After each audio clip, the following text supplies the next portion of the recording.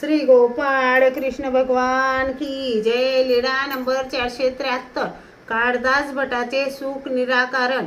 सर्वज्ञांकडून काळदास भटाला स्थिती सुखाचा संचार झाला. मग ते पिंपळ दरडी भागाकडे सुख भोगत बसलेले होते. तेव्हा सर्वज्ञ तेथे गेले आणि त्यांना विचारले, काय काळदास भटो बसलेले आहात का?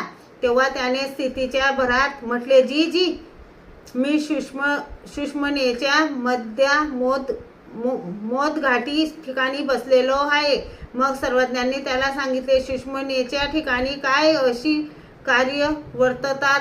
तेथे राहणाऱ्याच्या ठिकाणी अष्ट स्वभाव नसतात. मग काळदास भटाने म्हटले, जी माझ्या ठिकाणी तर अष्ट स्वभाव आहेत. सर्वज्ञांनी म्हटले, तर मग तुम्ही सुषमनेच्या ठिकाणी कसे आहात? एवढे म्हटल्यावर त्याचे संसारी सुख आकर्षिले. मग ते उठले, सर्वज्ञांना दंडोते घातली, श्रीचरणा लागले. श्री गोपाळ कृष्ण भगवान की जय.